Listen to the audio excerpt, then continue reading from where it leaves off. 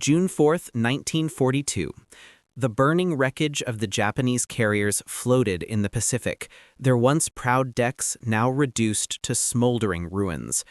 The skies above Midway had become a battleground, not just between bombers and fighters, but between the harsh reality of war and the fading myth of Japanese invincibility. The B-17 Flying Fortress, once dismissed as a relic, had already dealt a blow to the heart of Japan's naval power. But the battle was far from over. Back aboard the surviving Japanese ships, chaos reigned. Vice Admiral Nagumo, unable to ignore the disastrous blow to his fleet, was forced to recalibrate his strategy. His elite carrier strike group, the Kido butai, had been crippled. The destruction of the akagi, kaga, and soryu, all carriers vital to the success of Japan's expansionist plans, was a staggering loss. Nagumo had underestimated the power of the American bombers, and now, with his carriers in flames, his options were limited. The Japanese response came quickly, but it was scattered and frantic. Zeros scrambled into the sky, their engines howling as they sought to engage the B-17s and other American aircraft. But the damage was already done. The bombers had already proven their destructive potential, and despite the desperate counterattacks, the Zeros struggled to keep up. Their speed and maneuverability were unmatched in a dogfight, but the B-17s had already delivered their payload.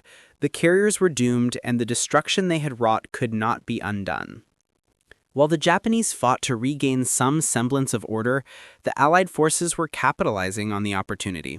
The B-17s, having struck their targets, now provided critical reconnaissance for the next phase of the battle. As the American planes circled overhead, they could see the Japanese fleet in disarray, a far cry from the cohesive force that had so confidently launched its attack on Midway just hours before.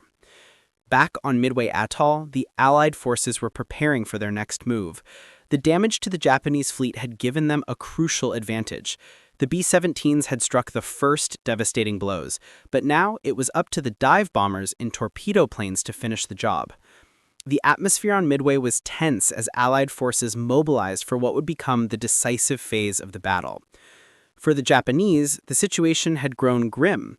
The loss of 3 carriers, including the Akagi, the flagship of the Imperial Navy, was a devastating blow. Their once proud fleet had been reduced to a shadow of its former self. Even if they managed to repel the remaining American forces, the damage to their naval strength was irreversible. The B-17s had opened the door to the possibility of an Allied victory at Midway, and now it was only a matter of time before the remaining Japanese ships were finished off. As the battle unfolded over the next hours, the Japanese would experience firsthand the power of American air superiority. The B-17, the very bomber they had once laughed at, had proven that it was not to be underestimated. The tide of war in the Pacific had begun to turn, and the Japanese would be forced to face the consequences of their arrogance.